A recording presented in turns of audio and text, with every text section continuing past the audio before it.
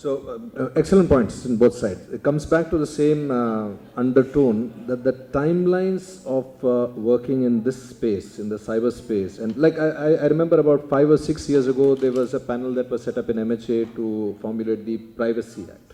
I don't know where that Privacy Act is still. I mean, just one element, of course, taking comments from people and soliciting information and debates and all of that. But the point is, 6 years down the line, we still don't have the Privacy Act. We still don't have national capacity in all of these institutions. We still don't have, in many cases, basic MOUs in place.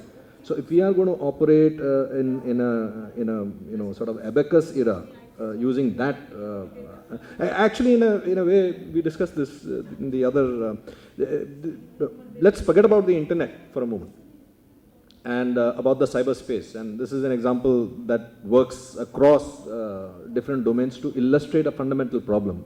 Earlier this year, 2nd of January, we had this attack on the Pathankot airbase, and the postmortem of the attack revealed that some of the parts of the wall of that airbase had not been built properly.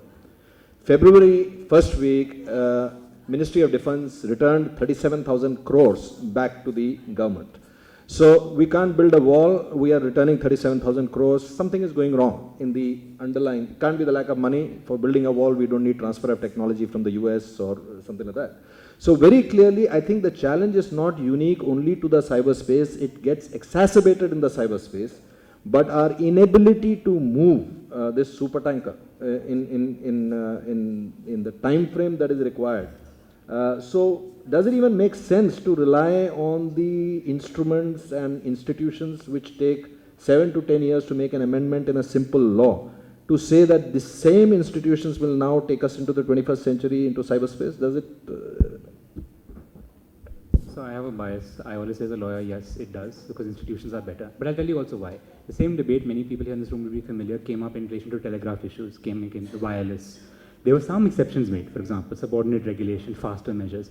But we have a preference to moving towards law. You also know that it's simple. There are certain boundaries. For example, I also might think we might do something faster, directly. Judges in this country will say, no, under this constitution, this administrative law set up, you have to do it under that. For better or worse, we've chosen to take that path. But more importantly, putting that out there is actually better. And I'll tell you why. Even if it takes 5 years, you have agreement, finally. Some resistance, but you have some agreement. The IPC, which all of you use every day, has been subject to litigation across its entire existence. But by and large, there's agreement today. Whereas if you propose completely sui generis powers or something that's not there, you're not opposition. So for a moment, I was not suggesting that we should not take agreement. I'm saying we should not take 5 years to get agreement. That's the point. And what I mentioned there is that's why also in some of these discussions, on privacy, for example, is a great example. The right to privacy bill was first drafted by the DOPT, put up to interministerial consultation. Law and Justice was therefore involved in the final stages on this. MHA and others, I believe, are giving input. The amount of opposition there towards it's going further, and let's be blunt, there was direct opposition. Often, unfortunately, I would say, as a lawyer, from some elements of law enforcement, not by all, but there was opposition. That failure has resulted in failure to update our regulation, our investigatory powers, our interception powers. There's an argument you said should be put there. As a lawyer, I may disagree with the policeman on what they may say they want, but I would agree the law is not clear in this country. The battle there has been a poor one. I would therefore say that this thing what Arun was also mentioning about getting people in the room, even if they're not in the room, you're getting them to comment and consult. But let's agree to move forward. By choosing to stick to our battle lines, we have actually held everyone back. On privacy, for example, I would say, if you had agreed to move forward, even if it's messy, even if there's a concession or compromise, we could have done something. Instead, we're exactly where it is. And I would say, for example, reverse today, the Supreme Court's being asked to fix it. It's going to be potentially a fix that no one will be happy with. In the meantime, other governments are saying, we are not sure about your legal frameworks, we may not sign an enhanced MLAT with you, we may not give over data, a judge in our country may take us to court, the Europeans are saying this. We lost an opportunity. So what I'm saying is, I agree completely with you. We shouldn't wait for 8 years. We don't have to. We can move in this country also very quickly within 2 or 3 years. We just have to agree that we won't get everything that we may want. All right, so with that, I'm just going to close out this session. Last one, sort of summing up over here, is a very interesting observation I personally had about the Patriot Act. If you remember, after 9/11, the Patriot Act was enacted in 5 weeks. There is no way any bureaucracy anywhere in the world can enact an act in 5 weeks. This was an act that was already in preparation. This was already something they were asking for. A major event happened, they pushed it through, and in its third reinstatement, a fairly draconian act is still in place.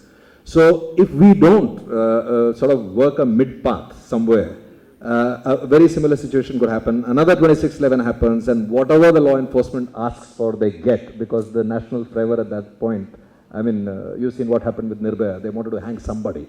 So an act like that could get passed. Does that scare you?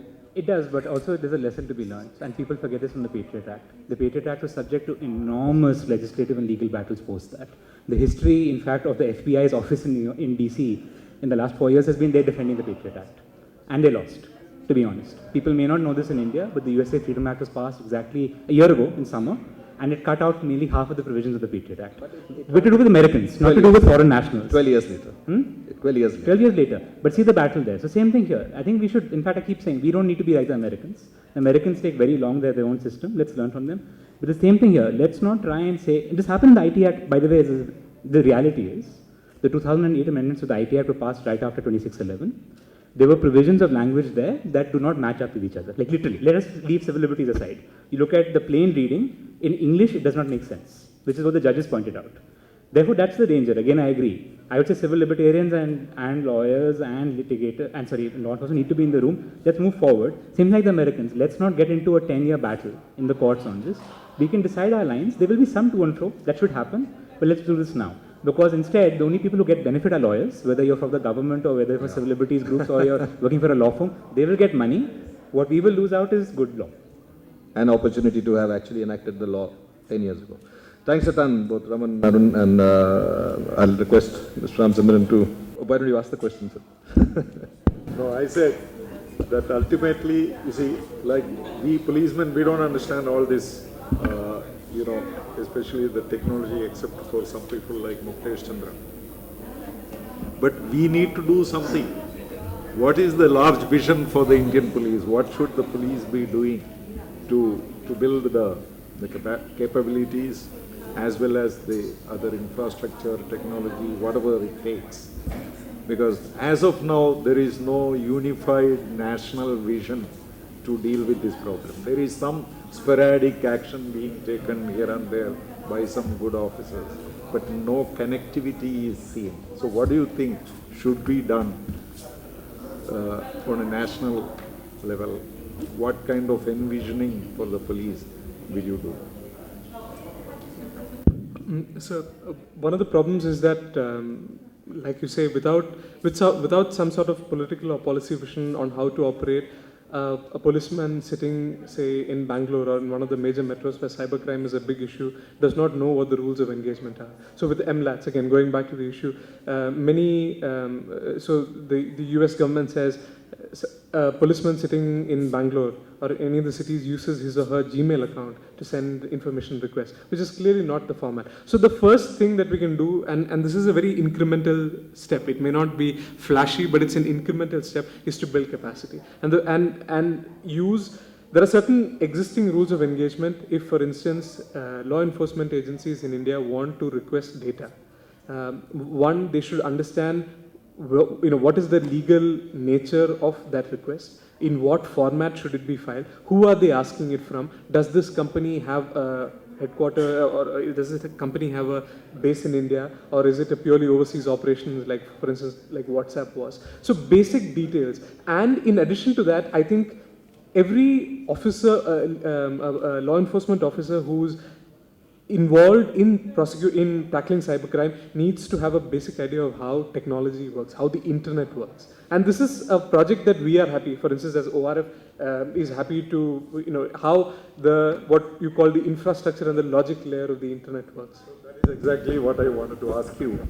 Can we, the Police Foundation and the ORF, work together? Absolutely. And maybe take help from lawyers like Ramanji, and work together and find out some kind of a framework which can be disseminated to the police community?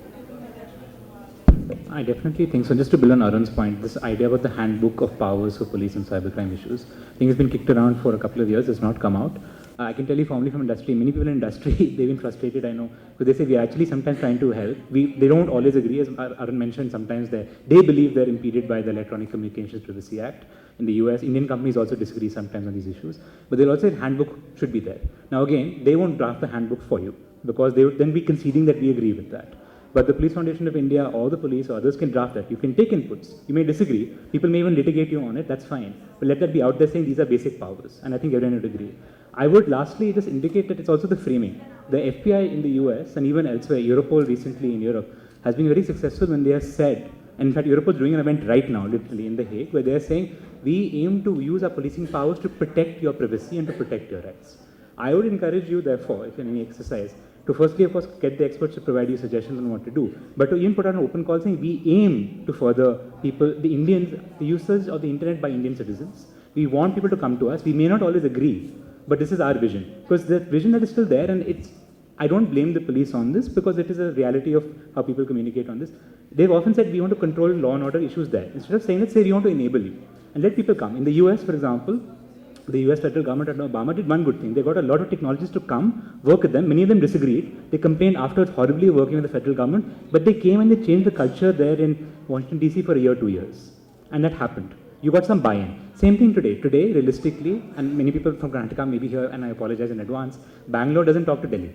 And Bangalore distrusts Delhi, I can tell you. As a member of the Save the Internet.in team, I can tell you that. That is the reality. But to say that we're open, we want to listen to people, we want to further secure communications for Indians, you will lay the conversation. You may disagree, but at least you will have better consensus than what you right now have today, where we all agree there isn't enough and there is distrust.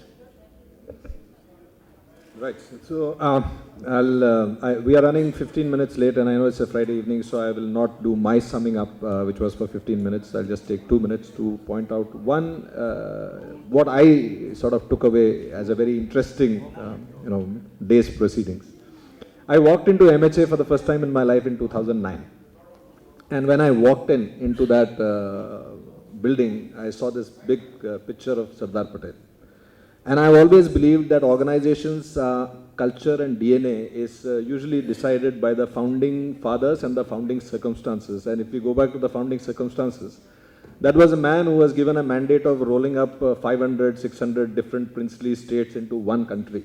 And he had to do it literally with a stick. And so his way of doing it was perhaps, if you don't do this, Indian Army will be at your doorstep or else.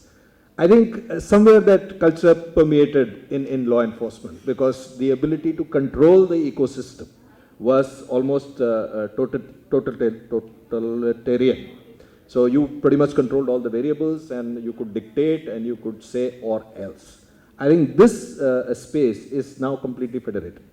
And much like Ministry of Finance, which functions with a lot of consulting, consulting the subject matter experts, with the banking experts, with the financial experts before arriving to a policy, my sense is that the internet will force the law enforcement space, in which all the stakeholders are included, including the users, to be a far more osmosis-driven and a sort of a consensus-driven paradigm. So it is actually a paradigm change issue. It's not so much about let's acquire this technology or let's acquire that piece. It is a paradigm change issue. And if only that piece sinks in, my sense is we will be able to, like your statement of asking for help from ORF, I think it's a very different way. Even 5-6 years ago, when this whole issue came up about Microsoft and Cisco being told that you will share the source code with us or else. So I think that or else philosophy to we all together ship maybe. So you have to live up to the promise now in that sense. Thank you very much, ladies and gentlemen. It was a very exciting and a very pleasurable experience for me. Also learnt a lot. And thank you all for coming. Ramchandran, do you want to just close it off? Yes. Arun? Thanks.